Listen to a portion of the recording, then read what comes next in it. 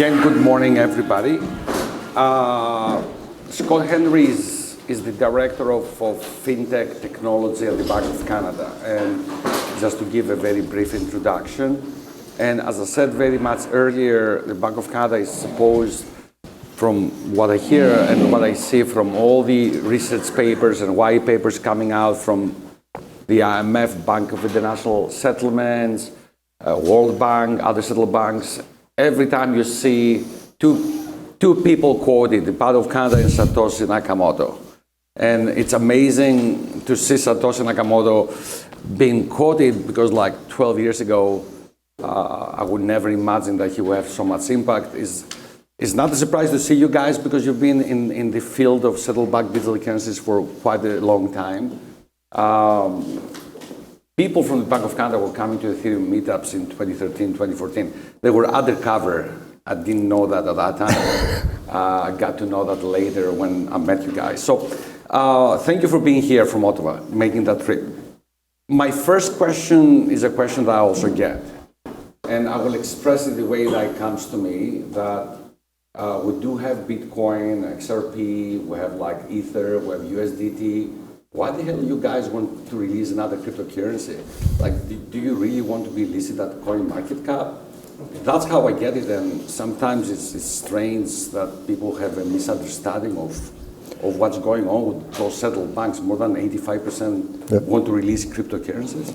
Okay, thank you very much for the invitation to be here today. It's a pleasure to be here. Unfortunately, I have to start with the usual disclaimer that any views today are my own and not necessarily those of the Bank of Canada. But diving into that, yes, there's a lot of misconceptions here. A central bank digital currency is not at all necessarily based on blockchain. It is a type of money. It says nothing about the technology that could potentially underlie it. It could be done on blockchain. It could be done with traditional technology. There could be something else that does it. So it is not a cryptocurrency. So that's the technology answer. And the other part of the answer is that it's not an alternative currency at all. It would be the Canadian dollar in our case. It's not something different. There would be no exchange rate between a CBDC and cash or your bank deposit. It would all be the Canadian dollar. Anything else would be a complete failure. So a CBDC is not a new currency. It could be listed on some exchanges versus Bitcoin and other things, but that's because we want a CBDC to be interoperable with all types of alternative monies, whether that's the US dollar or a cryptocurrency. So if you put out a CBDC, you want it to be usable in a wide range of circumstances. So you want to be people to be able to buy their coffee or to trade on various exchanges and buy securities, whatever their need demands. And I would assume also CBDC is a liability of the settled bank. It's not a liability on exchange or an organization, private organization, or that's like a root difference, fundamental difference. It would have the same legal structure as the cash we put out now or the settlement balances that we supply to financial institutions. So it would be a liability of the Bank of Canada. It would have the same legal assurances. It would be not based on being trustless. It would leverage the trust that exists in the central bank already. So it would be very closer to traditional money than to something like the alternative currencies that are cryptocurrencies. Another source of heated debate, both north and south of the border, especially in the North Americas actually, is that a CBDC comes to compete with payment systems. So we do have traditional systems, Visa, PayPal. Today we have also cryptocurrencies, but let's stick to the Visas and the PayPals of the world, right? And essentially those systems, and it's not my opinion, many economists say they're very expensive, they're very slow. Actually, I was reading recently that between Nigeria and Ghana, it's faster to cross the border and pay somebody than sending money. And these are this is very punitive, especially to emerging economies that they don't need to pay fees, right? And today, the more other developed economy you are, the more fees you pay and the longer it takes to settle. So is a CBDC a competition? Do you guys come as a Bank of Canada or as the government of Canada to compete with those guys and eat their lunch, number one? And I want to make a point here that Brazil introduced a fast payment system, PIX, 3 years ago. It has a hockey stick exponential adoption, especially around the youth, the young people. It found resistance when they were like negotiating with the private banks. And it's just 3 years now, the private banks say, no, I love this system because they saw all this new opportunity coming with it, right? So are you guys competing? Or if not, what opportunities do you offer to the private sector? Do you think a system like that will offer to the private sector? A CBDC is an alternative money and an alternative payment system. So it will compete with what exists already. It's entering a marketplace that has lots of different options for people. So there is competition. That specifically is not the goal. That's a byproduct. Our goal is to maintain people's access to central bank money. I think there's some very fundamental benefits of having access to the most trusted form of money that's out there, and for everybody, not just the big banks. So I think that's very important. And it's a much harder argument in a developed country like Canada, because there are many different types of options that people have, and they function quite well. They can be expensive. The one benefit of having a public money is that it gives people an alternative, and usually it's a low-cost alternative. Cash is a pretty low-cost method of paying. You have to worry about security, but you don't pay a fee when you buy your coffee or something. So we really think hard about how to replicate that type of environment when we think about a CBDC, is how to offer people a very trusted form of money and payment system that is as low cost as it possibly can be. Ideally free to the end user. It remains to be seen whether all that can be delivered, but that's the way it's been rolled out in various countries that have introduced a CBDC. So that is the standard to which we are striving and what the public would expect, that we would be offering a very good quality, low-cost alternative to what's available. The one thing I'd say about PIX, it's a great success. It's a faster payment system, but it's not a CBDC. That is a way of moving commercial bank money or private money. With a CBDC, it's a public money and a way to move it around. So it is different and an alternative. But again, all of these options are trying to serve the basic premise of people wanting to pay. So they are competing for each other. Today we live in a world that pretty much everything is virtual or digital, right? And essentially we're forced to use paper cash. This is what the Bank of Canada or any central bank produces, paper money. And pretty much this is getting obsolete. Like, just ask ourselves, when do you went to an ATM, get cash, and for what reason? So is it also a matter of relevance to stay on top as technology progresses? Yeah, I think it's the responsibility of any organization, including a central bank, to make sure that their products are up to date.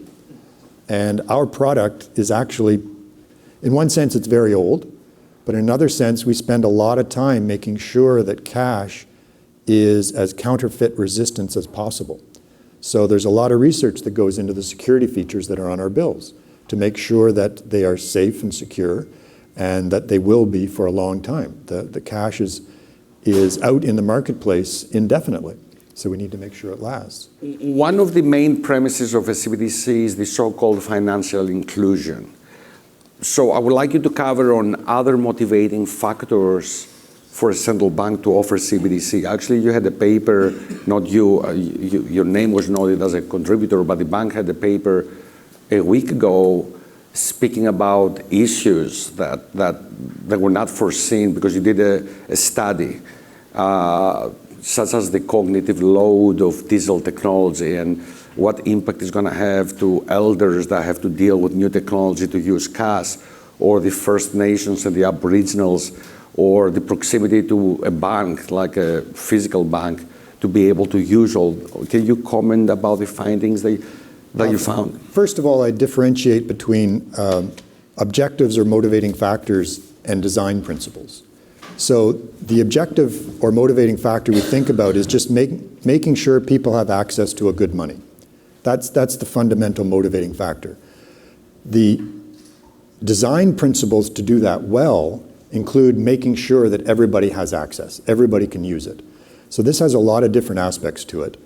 It includes more traditional financial inclusion types of thinking, but it also forces us to think about digital inclusion as well as access.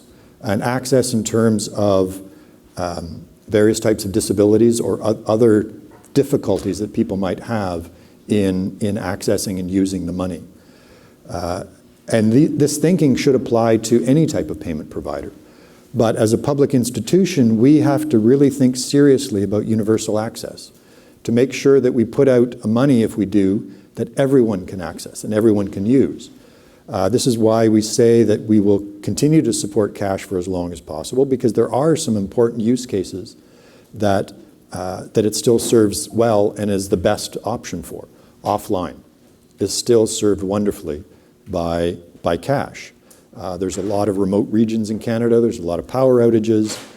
Even Ottawa in the last 2 years has had a major storm that has put out power for a week, and cash has been important. So cash is a good option for those. But we need to think seriously about whether CBDC whether it can be designed for that. Can replicate that. And then with a cognitive load, cash is very easy to use. People, children and the elderly who have in many ways similar difficulties with cognitive load in some cases, can use cash very easily. So we have to think seriously about how to design a CBDC that's incredibly easy to use. Or even for people that have further difficulties, that the responsibility for making payments can be shared with a trusted other. So if you're caring for an elderly parent, but they still need to make payments, how can you share responsibility for making a payment? Or how can you make sure that they don't make really dumb purchases? Similarly, if you care for children, how do you share $10 with them so they go make a payment if there's no more cash? So there's a lot of very interesting things that we have to think in detail about when designing a good CBDC. And these are similar things that any payment provider should think about. It's just that the private sector doesn't think about those fringe cases as much because they're not profitable areas. But for a public institution, it's your mandate. It's our mandate to serve everyone. Let me go now, close your eyes and imagine a map. China has a CBDC operating. It's not all around China, but it covers a lot of areas as of like a year and a half ago, close to 2 years. India, as we speak today, they're piloting with the public and private banks their CBDC. Brazil announced DREX, their CBDC, to be alive by the end of next year. European Union, if I got to get asked, they're introducing now, discussing actually legislation. So for me, that's a lot of smoke, not to see the fire. So good reason to believe that by the end of this decade, they will have a functional digital euro. In 2020, the Bank of Canada released a very nice, very seminal paper, Contingencies for Canadian Digital Dollars, contingency scenarios. Like, you gave some, not all inclusive conditions that need to be met that will trigger serious discussions to release a CBDC. So one of them was like that people are not using the Canadian dollar. Like if you go to Spadina, which is a very big street where Chinatown is, people are buying with WeChat. Let's not hide that, right? And this has implications to the fiscal, monetary policy, a lot of things. Where do we stand with these contingency conditions? And understand you speak like as Scott Henry and not as Bank of Canada. And what's your gut feel about the Canadian digital dollar, whether it will exist or not? Yeah, like these conditions or contingencies are not neither necessary nor sufficient for issuance. But they are important factors to think about if you consider triggers for possible issuance. So the first would be if cash were to disappear. If we have a cashless economy and we believe that there's a fundamental role for public money in the economy, then we have to think seriously about replacing that with something else, something digital. If people start using alternative digital currencies, whether that's a Bitcoin or a stable coin or a foreign central bank digital currency, and that moves people away from the Canadian dollar, then it basically makes it impossible to do monetary policy, makes it even more difficult with fiscal policy. So we have to think seriously about how to counteract that. And a CBDC would be one of many policy moves that would have to be made in order to keep people using the Canadian dollar. The fact that some people use other things is not an issue. Like I said before, options are good, choice is good. People already have US dollar bank accounts. They can use Alipay and WeChat in some circumstances. Any two individuals can trade using whatever they want. That's permitted, that's good. But if it becomes widespread and people don't use the Canadian dollar anymore, that has serious implications for monetary policy, financial stability policy. The sovereignty of the country. Exactly. Let's be real. Yeah, it's having a money is very in line with being a country. It's not only the money, it's also the data that comes with the money these days, right? That with physical cash, you never got that. But with digital cash, the data that is associated can be siloed in foreign jurisdictions.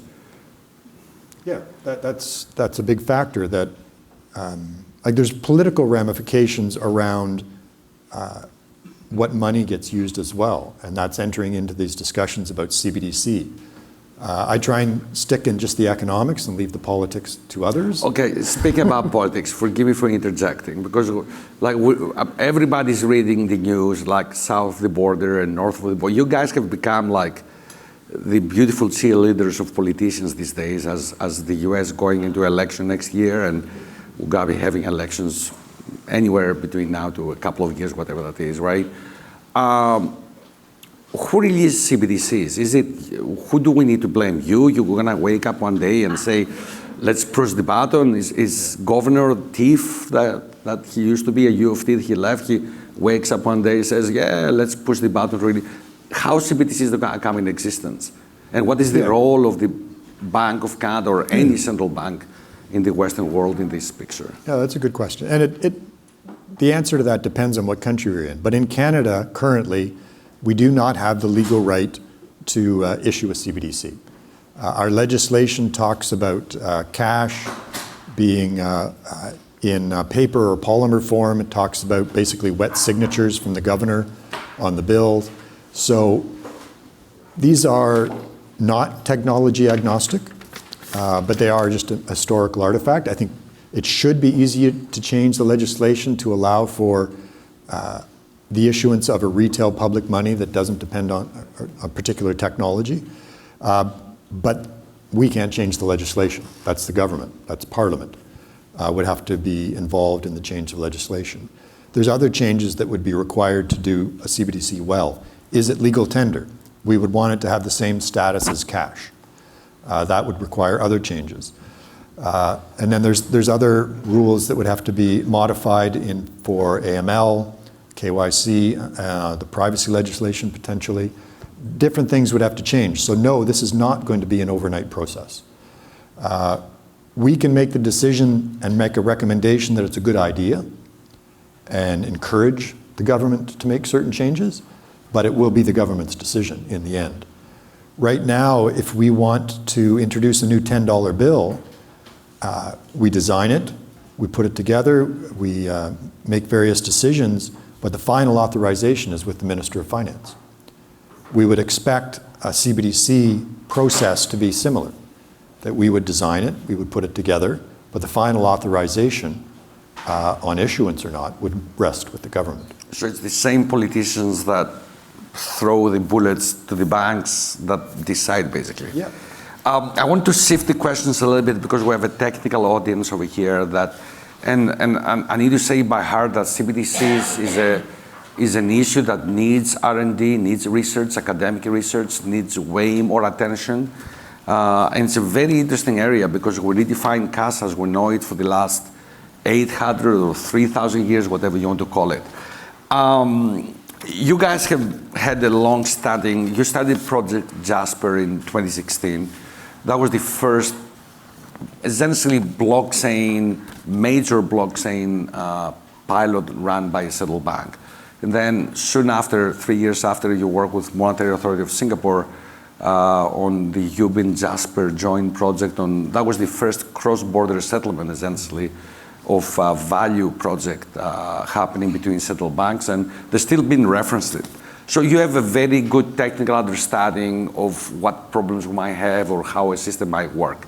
So I want to motivate the audience to look into CBDCs and do research there. Do you envision CBDCs serving smart contracts, being programmable money the way that the cryptocurrencies today are? Do you think the bank will do that? The private sector will do it in terms of the bank? Who's going to audit those contracts, right? Like when there's an issue with Ethereum, they run to Vitalik. Like when there's an issue with CBDC, should I mail you or?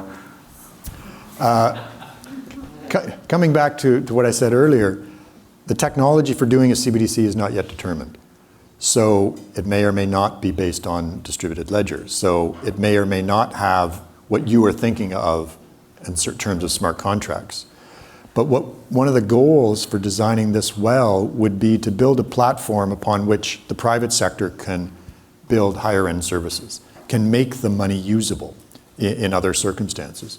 So yes, we would want it to be programmable in some sense. Not by us, but by the private sector. We supply the money, the private sector makes it usable in various circumstances.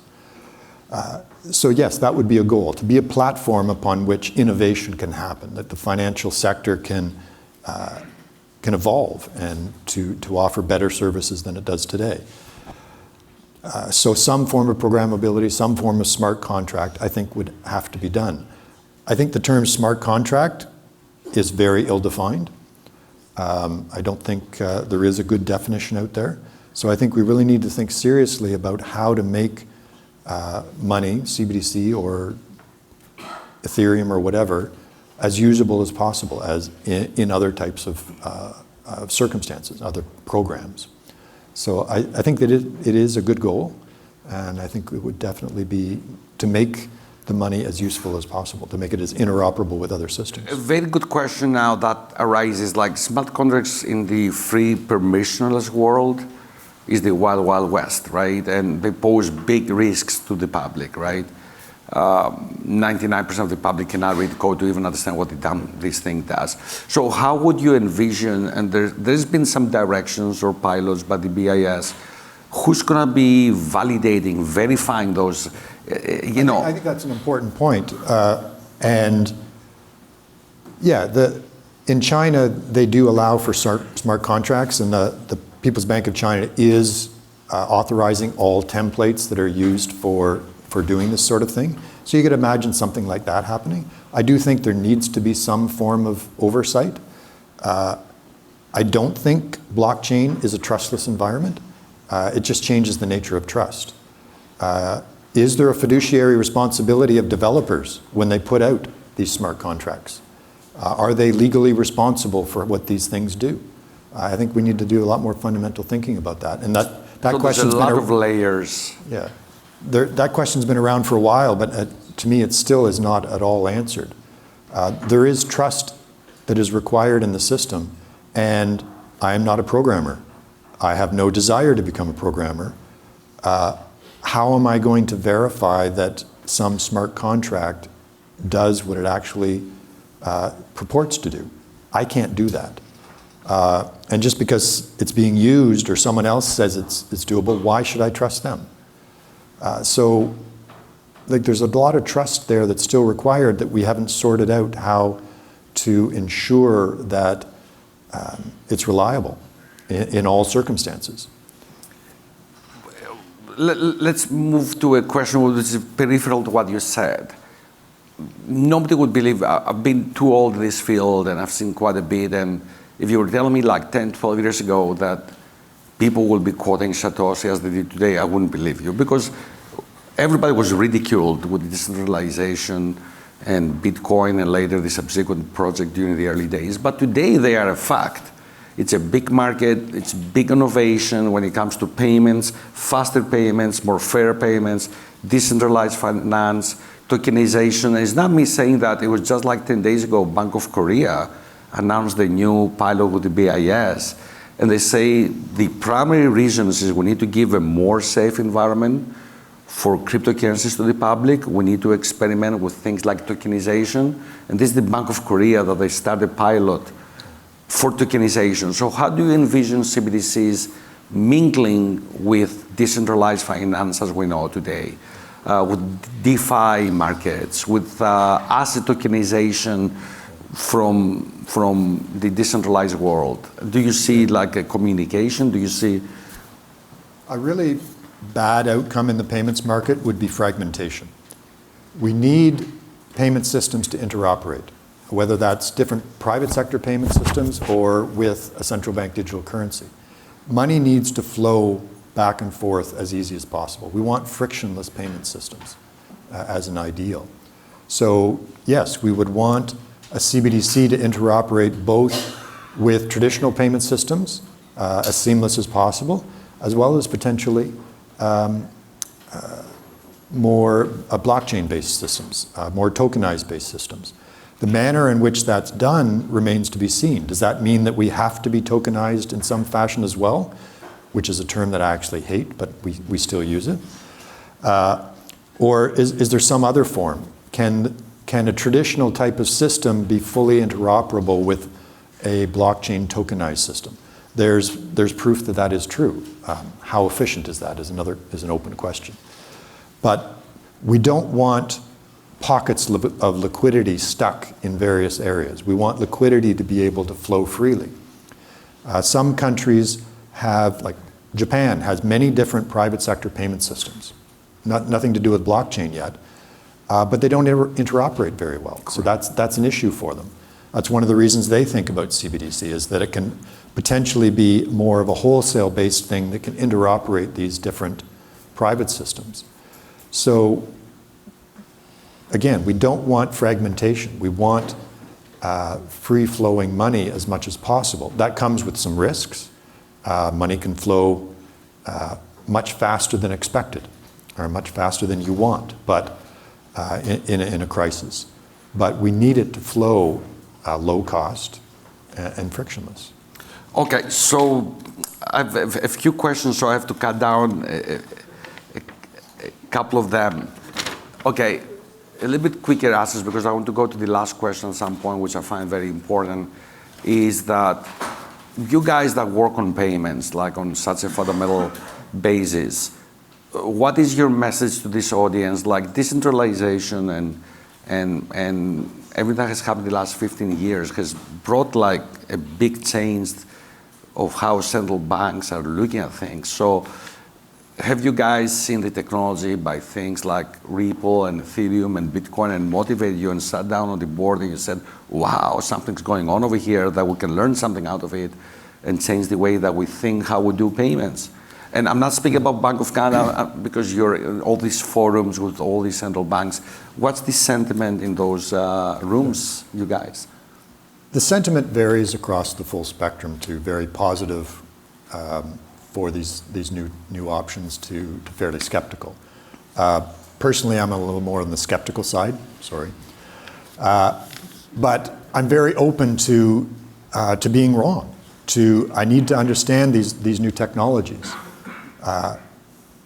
Whether or not that means I just need to interoperate with them or I need to be based on them if I do go ahead and recommend a CBDC. We really need to understand what the options are available to us.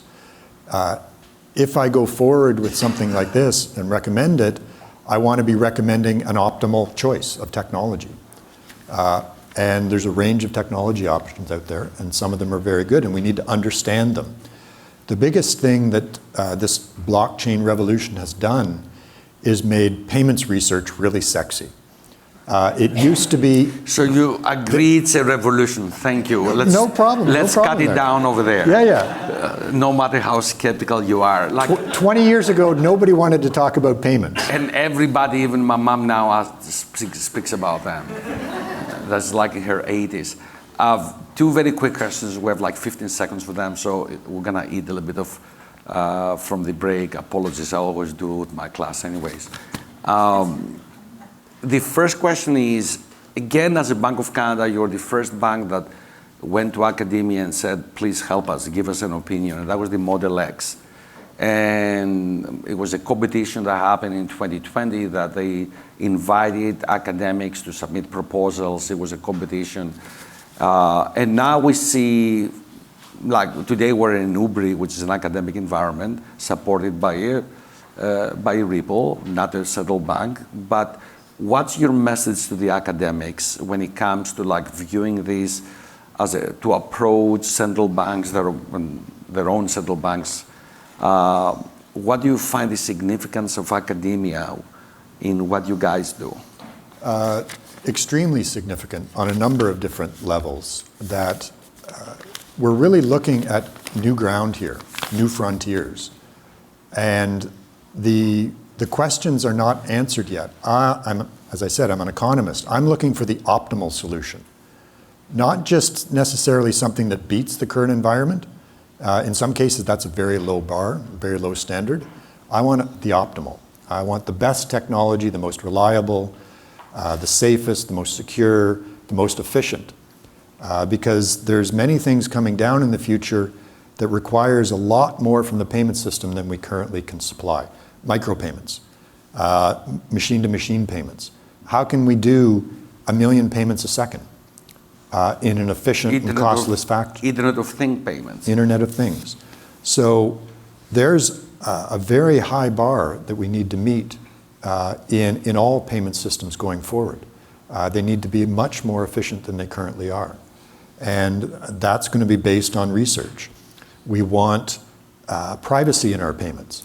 And it can be done. You just helped me go to the last question, right? It can be done, but it needs to be done a lot more efficiently than it is today.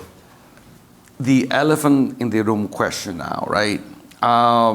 It was just last month, like 3 weeks ago, that the House of Financial Services Committee advanced a bill in the United States that bans the Fed, essentially, from even piloting or researching any type of CBDC, on the premise that an American CBDC is going to violate privacy and track every American being an authoritative medium.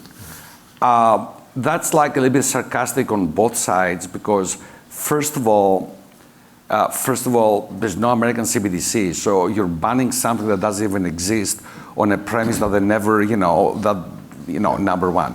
Number two, according to my records, it was the Facebook that was tracking everybody, and I'm sure Google or your Samsung, or there's indications for what China is doing and so forth. So, I grew up like, should I be afraid of you guys? Because like, I know my daughter is having play dates with the kids of some of your staff and stuff from the BIS. I grew up learning that Google has to be wary of Google and Facebook and Twitter, and should I now be afraid of you? What's the deal over here? I would suggest you be a lot more afraid of Google than you are of me. And what you guys can do, not you, but all the central banks, to actually protect me from the Googles and the Alibabas of the world and help me monetize my data through CBDCs. We don't want everyone's data. It's a nightmare to be involved in that sort of thing. We are not specialists in AML. There are specialists out there in the private sector that we would want to work through to do that sort of thing.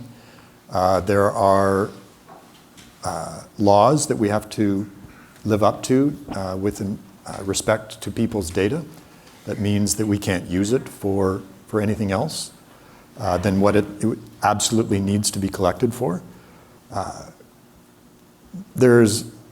People are used to sharing their information with the private sector. So if we did a CBDC as a two-tier system working through the private sector, that same sort of setup could still be mimicked. That there's no need for the central bank to be seeing that level of detailed information. The system can be designed so that we don't have it. And if the privacy-enhancing techniques can be improved to the point that they can actually fully operate and maintain their efficiency in the new system, then we can even add more privacy than is available in the current banking sector. So I think, again, this is a very fundamental area for new research, is how can we do true privacy that means that the information is seen only by those that absolutely need to see it. If it gets shared further than that, then it's done only with the permission of the user, who is the owner of the data. So therefore, because we're running out of time, just to summarize, like a CBDC can even help protect my privacy. Yeah, it very much so. From where we are today, basically. Yeah. That I have no privacy against the private sector. That would be an ideal design requirement. So I should not be afraid of you. I hope not. Thank you.